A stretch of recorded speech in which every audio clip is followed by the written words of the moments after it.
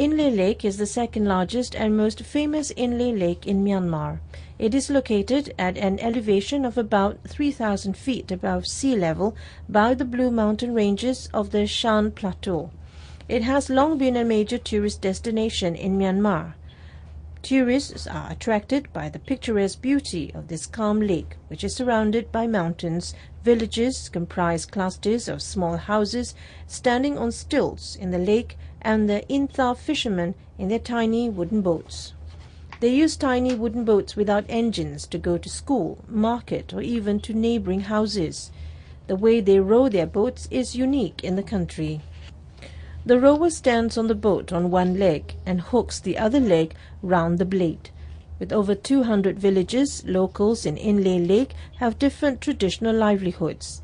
They make a living by fishing, cultivating vegetables on floating gardens, and cultivating rice on the delta formed by the river pouring into the lake, as well as making handicrafts. One of them is the making and selling of traditional snacks and products, which is usually family business handed down from generations. Sundar, confectionery industry owner from Kyun Gi Shon Yua village, said they do only this snack. This business can provide them food, clothing and shelter for the family. They distribute the snack to nearby townships as a wholesale. They sell more at when it's about winter and summer. Confectionery industry owner Ko Myo from Kaung Daing Ale village said he wants to expand his business, but he can no longer afford to invest more.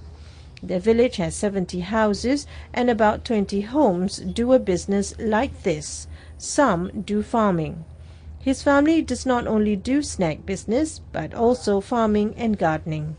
Although business has been stable, locals say they want to expand some more, but lack in capital investment is stopping them from doing so.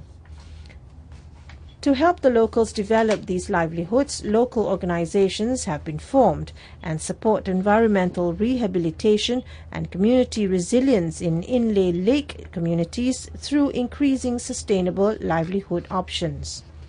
Tet Tun, chairman of Literature, Culture and Regional Development Organization, said their organization encourages and helps traditional snacks industry in Inle Lake, such as traditional Shan snacks, weaving industry, tobacco and traditional arts and craft.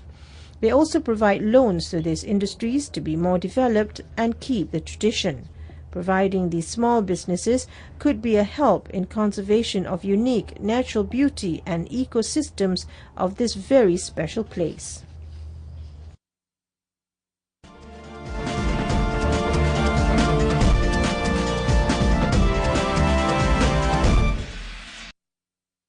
Songkhla province turns a busy street to be the province's longest vegetarian J Street in light of the Chinese Vegetarian Festival. About 200 busload of tourists from Malaysia and Singapore arrived in the city during the October 12th to 21st to celebrate the annual festival this year. Hat Yai municipality closed off 1 kilometre of the Suparsan Rangsan street for the 10-day festival, which is one of the city's biggest annual cultural events that draw tens of thousands of visitors. Food shops, stalls and local restaurants in the area sell only vegetarian foods during the period. Many Chinese temples in the province are usually crowded with Chinese pilgrims. Many of them come from Malaysia and Singapore, who visit the temple to worship the deities inside as part of the mind-cleansing practice during the vegetarian festival.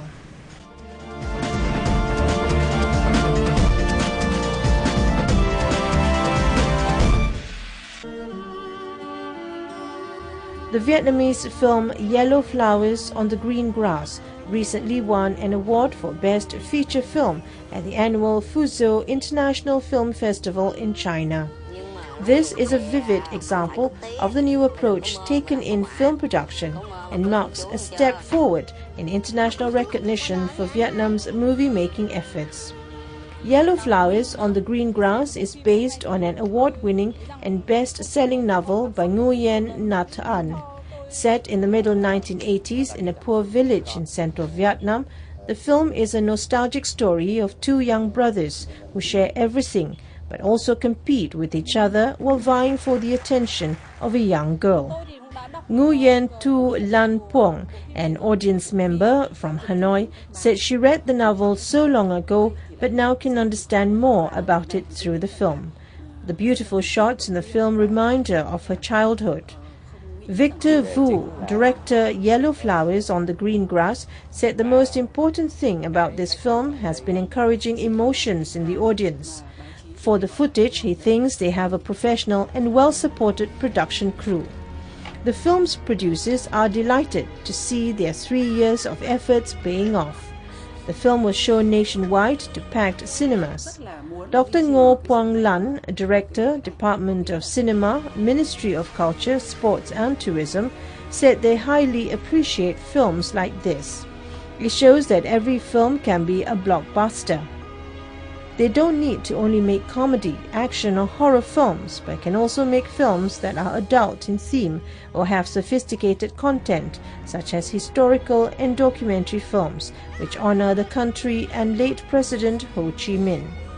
After being screened in theaters, the film will also be broadcast on cable TV so that it can reach the audiences nationwide. Combining both artistic and commercial values, the film has changed people's prejudices about state-funded films, which has been for a long time considered a waste of money.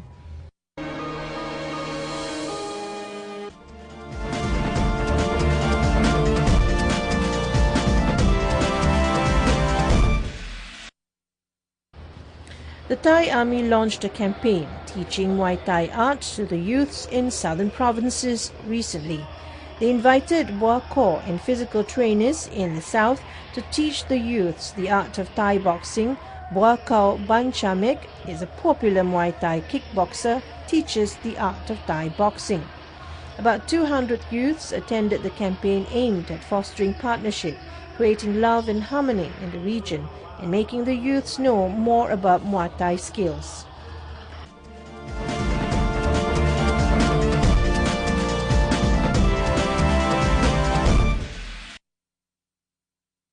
Prolonged haze is not only bad for humans but also that of plants. Some plant owners are taking precautions by moving the plants indoors and giving them extra care.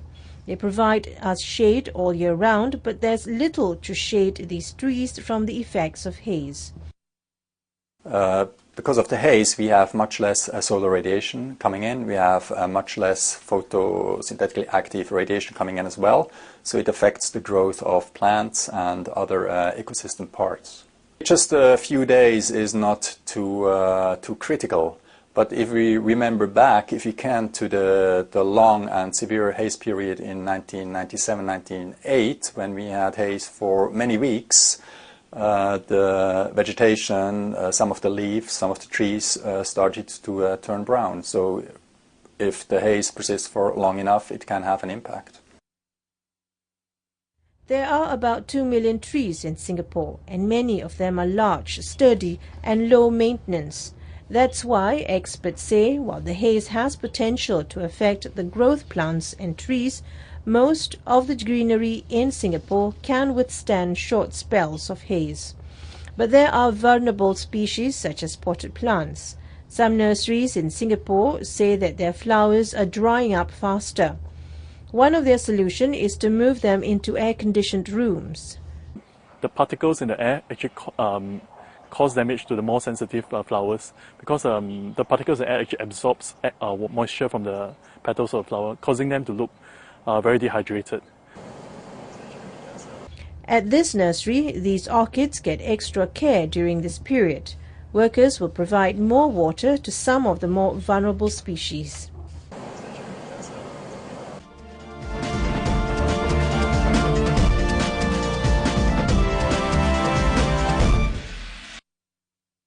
Brunei Darussalam is improving its tourism industry to anticipate the increasing demand for tourist accommodation facilities.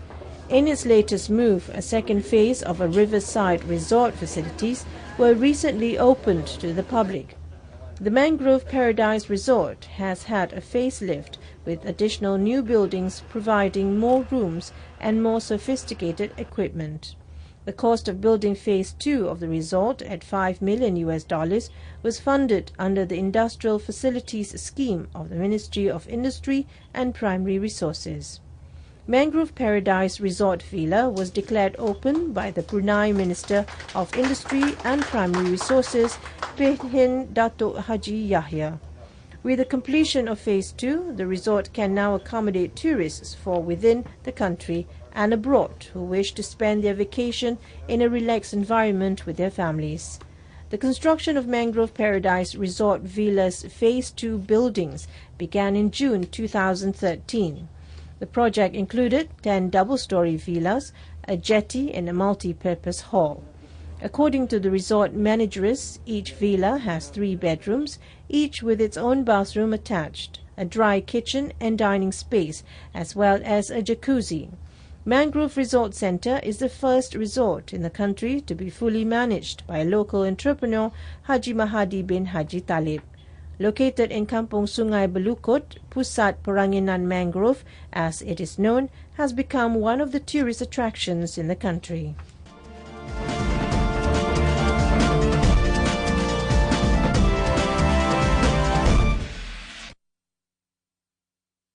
Thailand plans to use space technology in protecting marine resources and coastal protection in a program aimed at tackling rapid coastal erosion. The Geoinformatics and Space Technology Development Agency, or GISDA, a Ministry of Science and Technology agency, will work with the Department of Marine and Coastal Resources to create a data system using space technology. Implementation of the system is designed to solve coastal erosion in the first phase before developing for conserving marine and coastal resources. Director of the Department of Marine and Coastal Resources, Cholatit Suraswadi, said the new system would be capable of handling various problems from oil spill to garbage. GISDA has developed coastal radar-based weather monitoring station to track storms, tidal waves and other potential sea disasters. The agency is also capable of monitoring waves and water currents and information to prevent natural disasters. Information to be provided includes wave height and current speed. Real-time video will be available.